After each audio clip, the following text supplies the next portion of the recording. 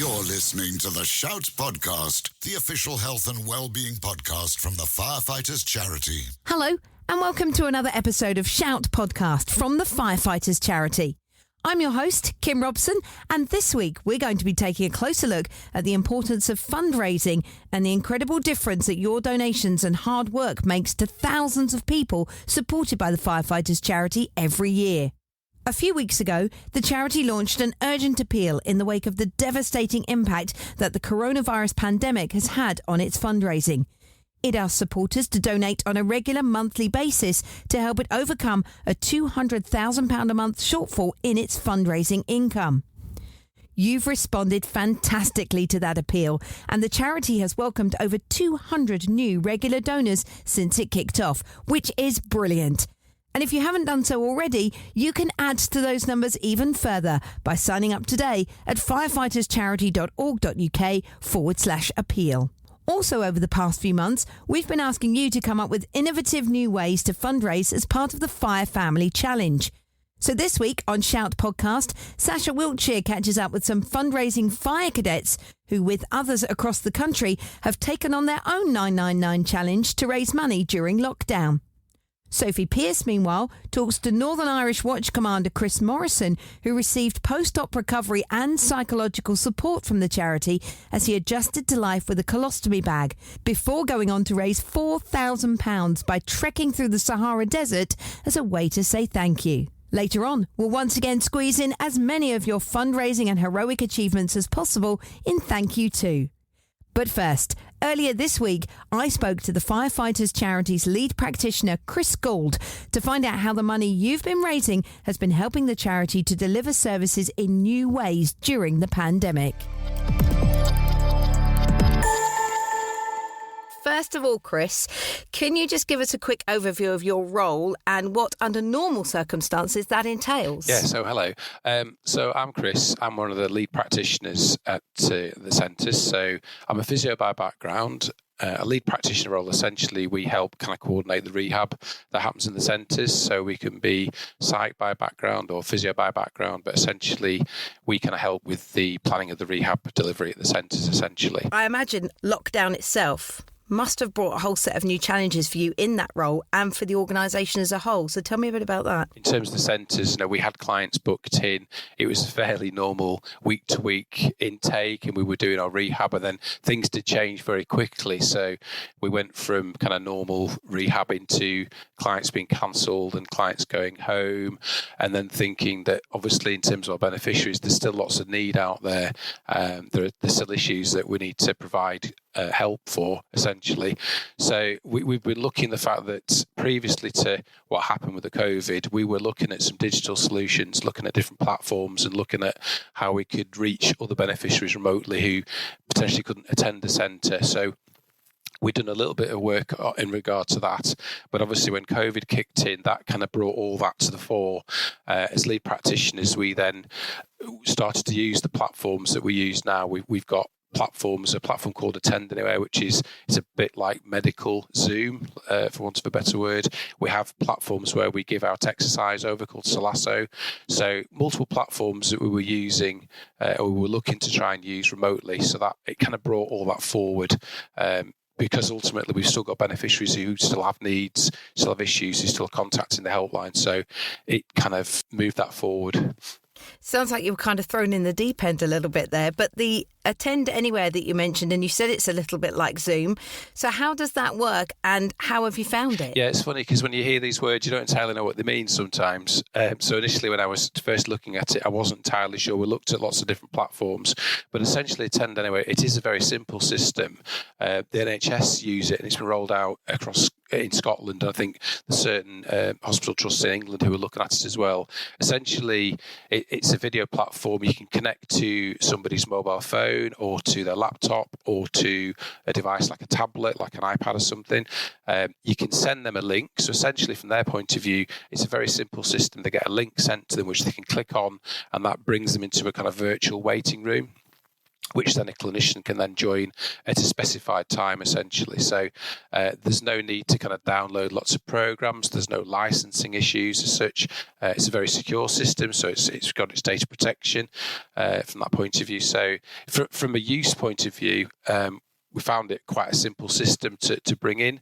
Like any IT system, you're trying to get used to the little nuances of the system, and there was broadband and just connectivity things that we needed to just iron out initially, and that's still ongoing. But essentially, it's a very good platform. It's quite robust and it's quite flexible. So it's got a nice balance of being fairly simple to use, but it's very flexible.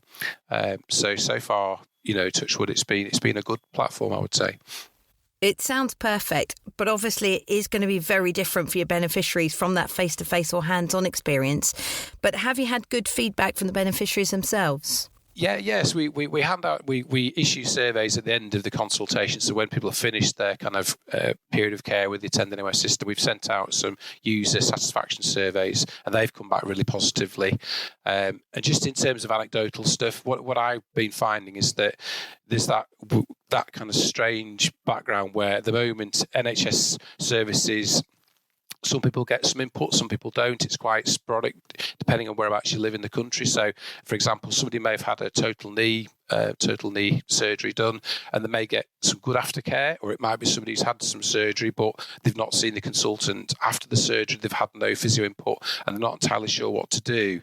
So, you've got a broad spectrum of people there. But for the clients who maybe aren't getting that much input, it's quite a useful thing to start some conversations to kind of take a bit of a history of where they are with things. You can use the platform to look at how they move. We can give out exercise. We can normalise where people are with things. So if it's your first total knee, people sometimes don't know whether they're doing really well or the behind time. They worry about things like clicking or swelling.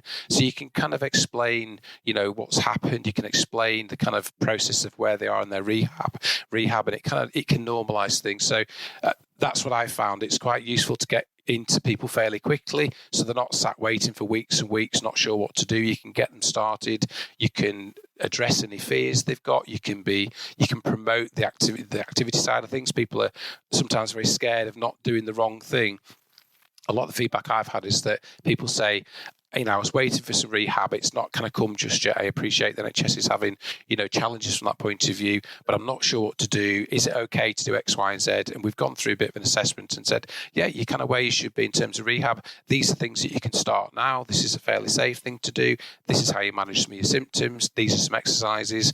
And then we use the platform to keep in contact with these clients. So we can build it around what works for them. So some people are working from home, some people are furloughed, some people are working from home. So you can say, okay, well, in terms of our program, we can look at a time that suits you through the day. It could be an early morning appointment. It could be towards the end of the day that fits in with shift systems and things.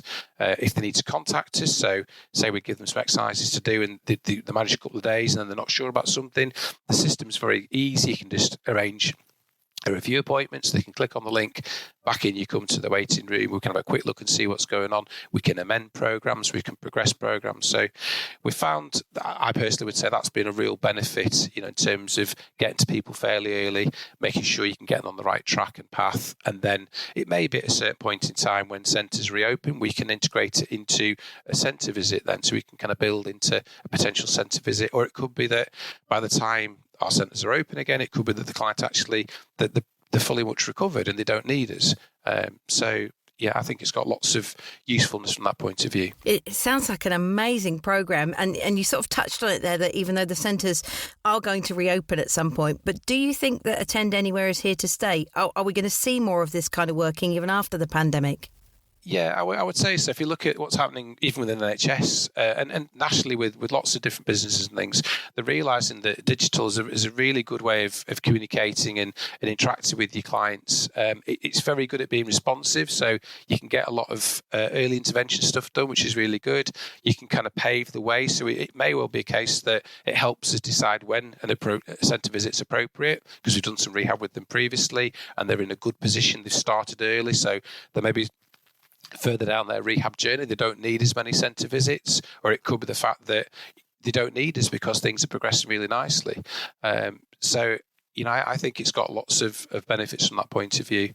We're still exploring all the different options as well. It's a movable feast. These things, like with the NHS, there's a lot of digital work going on in the NHS, but it is still very new. So we're still thinking, how can it be developed? How does it meet beneficiary needs? So, we talk a bit from a rehab point of view in terms of the things that we do, but, you could look at things like group classes online. You could look at educational things, webinars. You could look at more psych support, for people. So there's lots of exciting potential really there to develop, I would say.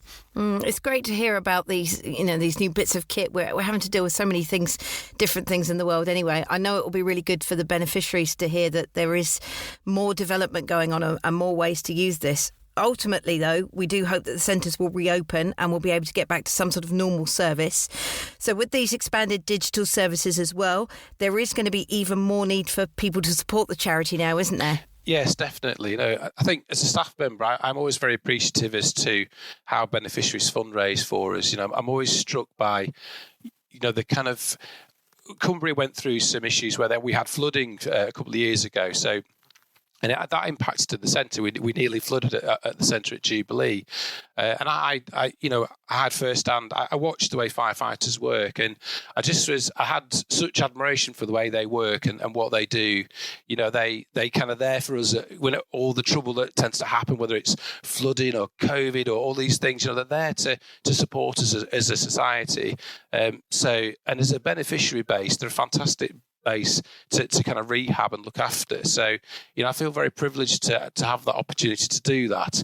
So I think if we can expand our services and meet that need, I see working clinically, I see the impact that some of the services have. You see people who attend for the nursing service, you see what kind of impact it has on their lives, their long-term health conditions that they're looking to manage. You look at clients who attend from a psych point of view and you see the way they change and they can get back on track with their lives and things. So we as a staff team, we see all these impacts and we realise that obviously, that all needs funding, all needs money. So, we're very grateful for what's done for us. Chris, it's really amazing to hear how important it is to you and also to hear from you firsthand of what it means to the beneficiaries that they come. And I think if what you've just said can inspire one or two people more to make that donation, then we've done our job right. So thank you so much. You're welcome.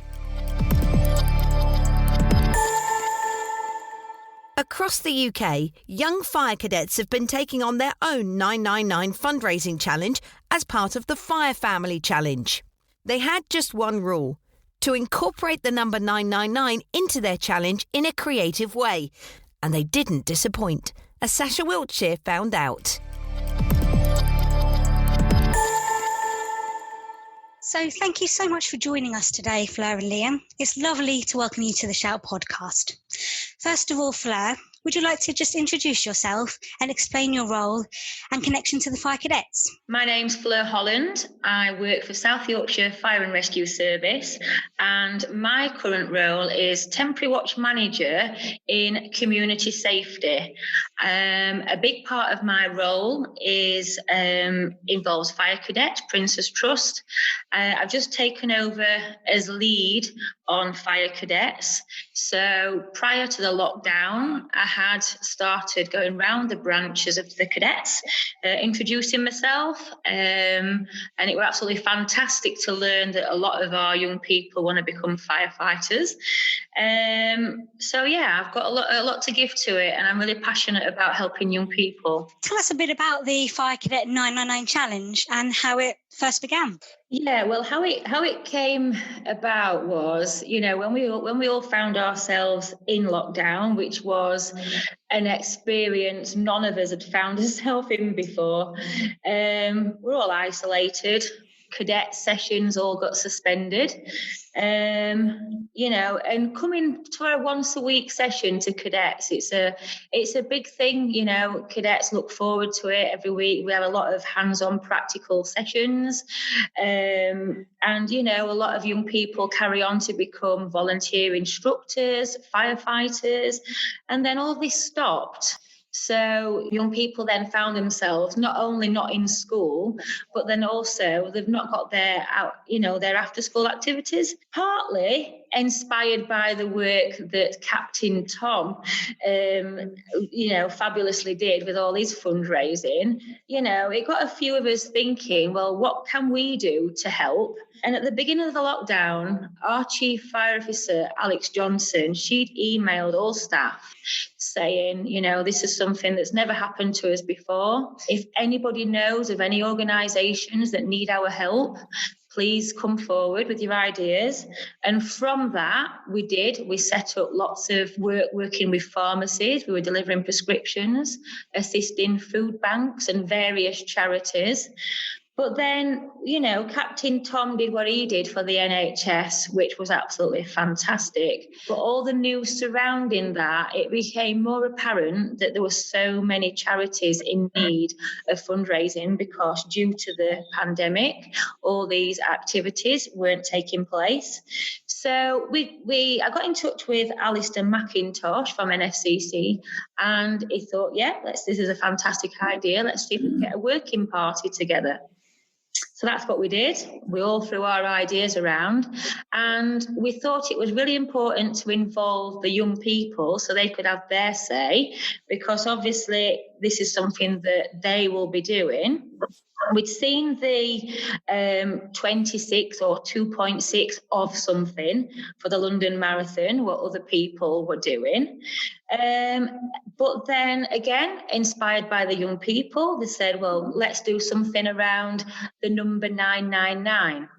As we discussed, again, including the young people, everybody were passionate about helping the charity.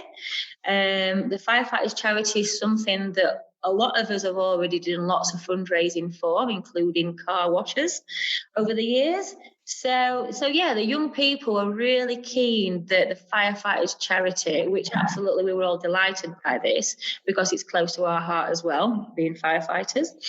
And we know that any of us can use it at any time of his life. So it evolved from there. So rather than the 2.6 or 26, it became the 999 challenge. And we didn't want to lock it down to a certain particular activity. Certain things were like thrown into the ideas, like running up and down your stairs and running around your gardens.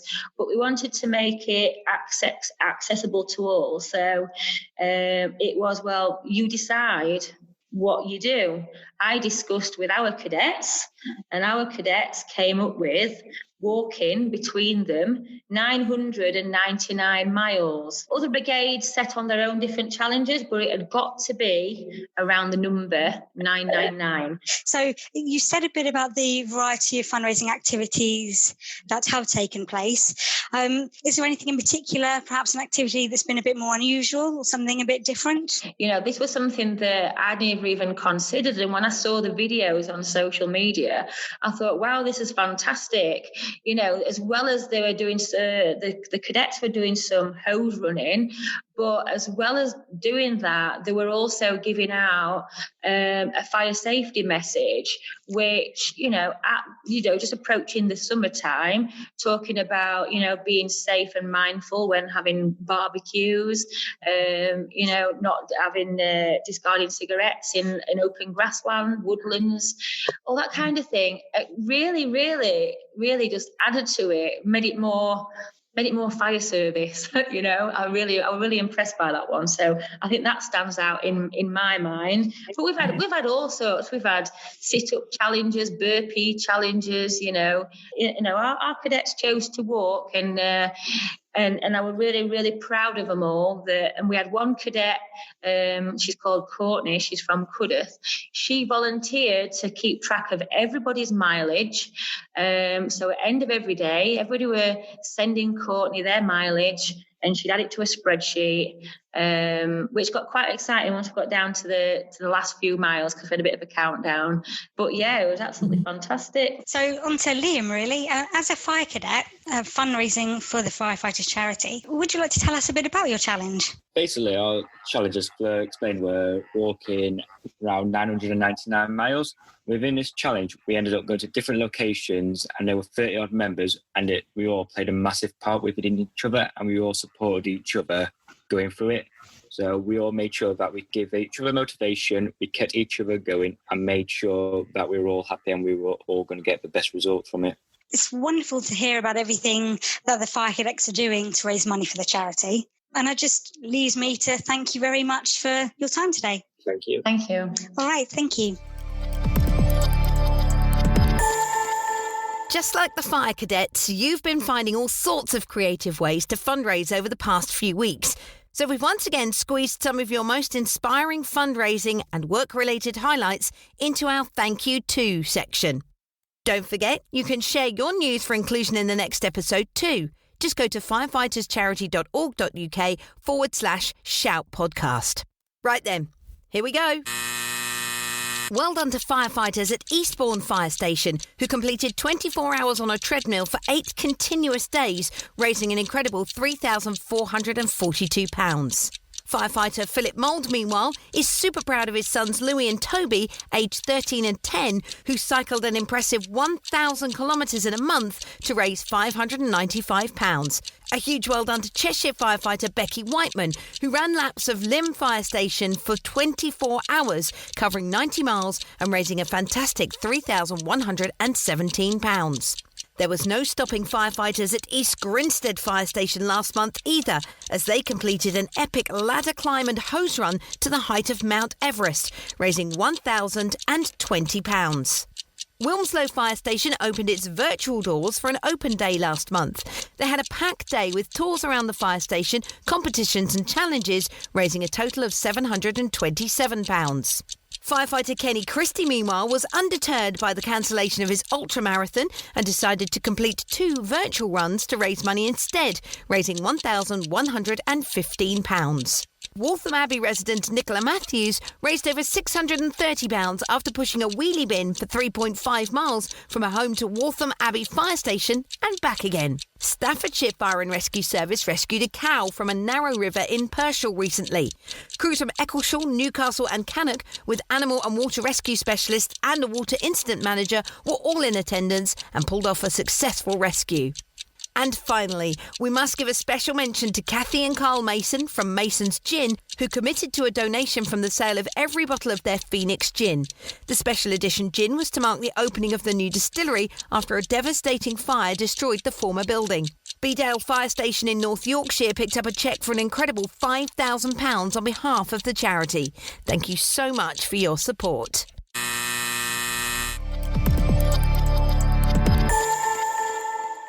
That was a lot of thank yous. Mind you, few people say thank you like our next guest. Northern Ireland Watch Commander Chris Morrison did so by trekking across the Sahara Desert to raise £4,000. It was to show his appreciation for the support he received following life-changing surgery, as he told Sophie Pearce. Hi, Chris. Hi, Sophie. Can you please introduce yourself and your role in the fire service? Yeah, I'm Chris Morrison. I'm a watch commander in Red Watch Northland in the Northern Ireland Fire and Rescue Service in a lovely town called Derry. People might have heard of it from the TV programme Derry Girls, and that's where I live. Are you on that programme? Unfortunately not, no, but it's funny watching it because it would be based around the time I grew up. So, tell me about the events that led to you seeking support from the firefighters charity. Well, in November 2016, I had an operation that ended up with me getting a permanent colostomy, and I had been on sick leave since October 2016, and I was actually returning back to work then in March, approximately 5-6 months after my operation. And somebody says, well, why don't you give the charity a ring and see, what services they can offer? And I always knew the charity was there. So, I got the number off one of my local reps and just gave them a ring just to see what sort of services that they could offer and what support was there for me, for helping me get back on my feet again after my operation and getting back to work. So for those people who might not necessarily know, can you just explain what a colostomy is? Yeah, a colostomy is it's an opening. What the surgeons have actually done is I had a large tumour in my colon and my rectum, and obviously the only thing that the surgeons could do was they had to remove my rectum and part of my colon. So what they've ended up doing is they've brought the end of my colon now out through my stomach. So I have an opening in my stomach where I have a bag over it now that collects the fecal matter or the waste that comes out. Where a normal person would go and poo in a toilet, I now poo in a bag. And what was your mental health like? What was your mental state like during this time? It's not good. You know, you think to yourself, you know, it's how are my family going to cope? What about my job and things like that? You know, will I be able to get back to firefighting? Because at the time I had almost 23 and a half years done in the service. So the effect on my mental health was big because I had always wanted to be a firefighter, you know, from I was any age, because my grandfather was one. In World War II, he was in the Blitz in Coventry. He joined the service and came back to Northern Ireland and became a firefighter. So growing up, it was what I always wanted to be. So, you know, not being able to finish my career, obviously was a big effect. But then, you know, thinking about your family and how they were going to live if the worst came to the worst. So it had a big effect on my sort of mental well-being, if I can say it that way. But it wasn't cancerous, it turned out. Thankfully, it wasn't. It had some high-grade dysplasia, and it was maybe if we had left it a couple of weeks. I was just this typical man. I had first discovered the lump about 4 months earlier, and obviously a bit of bleeding and things like that. So if we had left it any longer, God knows where it would have ended up. Thankfully, they got it before it had gone really bad. But you know, you're thankful for things like that. You know, once we had that phone call, then it was a case of trying to get back to work, because my surgeon was one of the first questions we asked him. And he said, look, you're going to have this colostomy, and it's going to be permanent.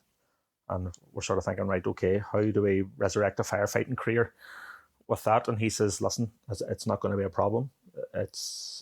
You can work around it. So, you know, that sort of helped focus the mind a bit. And at what point did you get in contact with the charity?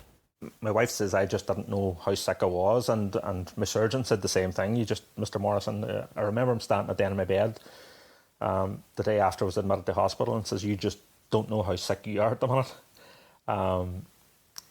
So it took virtually 6 months. So it was about 5 months post-op. I was sort of thinking, right, well, it's about time we started thinking about getting back to work. And I had sort of slowly been working on my fitness and things like that, but, you know, just to give myself that wee boost, and somebody says, well, why don't you phone the charity and see what they can do with you? Because I had heard of people going over to the Jubilee House and Penrith, and coming back and having a whole new sort of impetus on fitness and their well-being and things like that. So I picked up the phone one day and just made the phone call. And you were invited to spend time at Harkham House, our centre in Devon. Tell me about that. What was that like? It's a lovely spot. We flew into Exeter. I actually ended up going over with an ex-chief fire officer from here. So I was able to travel with somebody else. I wasn't there on my own. We spent a week there in beautiful surroundings. This really old house, just and the acres and acres of ground, and it was just an experience. From the moment we arrived until the moment we left, we were looked after. Did you see improvements in yourself, either physically or mentally or both? I used to love in the morning getting out and putting the headphones on, dropping my wee man to school, and just heading for 5k run every day. And then when my health declined, it was getting harder. So trying to get back to that was my goal. And the week at Harkham just sort of opened my eyes, the fact that I could push myself a bit harder. You know, there wasn't that barrier there to exercise that I thought there was. But it was while I was at Harkham that I sort of noticed, or sort of had an awakening as to how mentally I was feeling. Because while you're there, not only is it the physical side of things they're looking at, but it's also the mental health side of things. And I think I can't remember, AJ, is it the therapist? You know, she was saying, look, I'm here if anybody wants to talk. And I think it was about the Thursday or Friday when I I just says, look, AJ, sorry about this, but I need to have a chat with you. And I was sitting in the office just going, sitting in the office with AJ, just chatting, and things just hit me, Sophie. It was just how much I had been through, and, how much it had actually affected me. And the things like that, but we don't, I suppose we don't assess our mental health. You think you're sick and you're better again, and that's you, but it's how the previous 5 months had been weighing on me, and the effect on me and my family and things like that. So it was a good week. So having drawn a line in the sand while you were there at Harkham with accepting things, you decided time to find the biggest sand you possibly could, and you took part in a charity trek in the Sahara Desert, of all places, just in time for your 50th birthday, and with your colostomy bag. Tell me about that. What was it like? Oh, it was brilliant. It was amazing. I suppose it was coming up to the 3rd year anniversary of my of having my operation. I had obviously been diagnosed or had the whole thing happen in late 2016. So 14th of November 2016, I had my operation.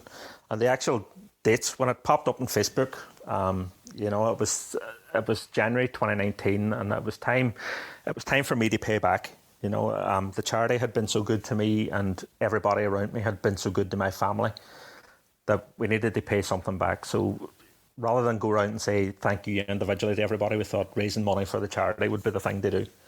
And the dates, the 31st of October until the 4th of November, they were actually a week that I spent in hospital, and the run up to my 47th birthday. So I thought, what better way to mark the end of your 40s and turning 50 than have a wee walk on a big beach. The main thing was the money raised for charity, and I think it topped out at just over £4,300. Why do you think it's important that the Fire and Rescue Service supports the firefighters charity? Oh, it's so important. At the end of the day, it's our charity. It's there to help other firefighters. It can't be expressed big enough. Firefighters are a completely different breed of people. We're willing to run in where people are running out. We're willing to put our lives down for other people. And we do so often. And, to have that support there for us if things do go wrong is unbelievable. My family will tell you, my wife and my kids will tell you, the guys that I work with on the watch, the guys in Red Watch Northland, were absolutely fantastic. It's important that the charity's there for us, and it's important that we support our own charity, because if we lose that facility, if we ever lost that facility, I don't know how guys would cope. It's just great to having it there at the end of a phone line if we need it. Chris, thank you so much for sharing your story. Thank you for your time today, and thank you for your phenomenal fundraising efforts. I think the line in the sand is well and truly drawn and crossed. You're welcome. If you're not sure whether becoming a regular donor is right for you, here's why it's important to a selection of supporters and beneficiaries, folks just like you.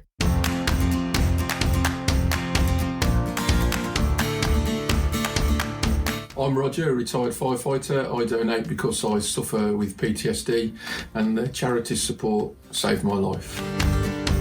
My name is Steve Holder, and I work for Hampshire Fire and Rescue Service. The nature of our job means we help people when things aren't going well. I donate monthly to the Firefighters charity because I've seen how they help us. They need our help now.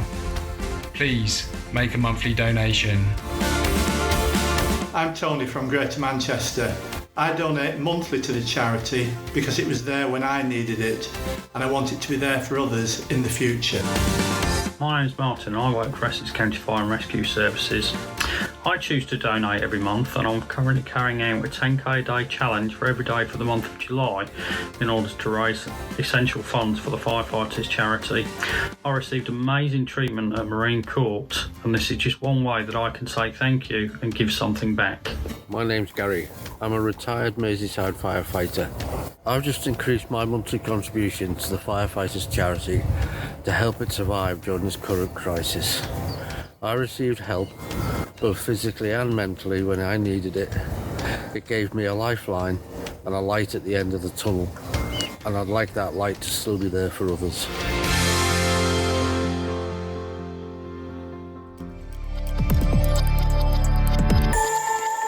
That's it for episode 5. Thanks for listening. As ever, please tell your friends and colleagues to listen, subscribe and review. All the information you need to do so is on the website and on the Firefighters Charity's social media channels. And don't forget, you can still respond to the charity's urgent appeal if you haven't done so already. We'll do all this again in a fortnight's time. So until then, take care and stay safe. You've been listening to the Shouts podcast. For more information on the show and how the Firefighters Charity could support you, check out www.firefighterscharity.org.uk. If you liked Shout podcast, you're going to love My Firefighters Charity, the new social media wellbeing and fundraising app for the fire services community. Packed with great wellbeing content from the expert teams at the Firefighters Charity, you can connect with others, join groups, collaborate and have fun with your fire family friends across the UK. And you can get the advice and help you're after from the Firefighters Charity whenever you need it. Head to your app store, search for My Firefighters Charity and register for free today.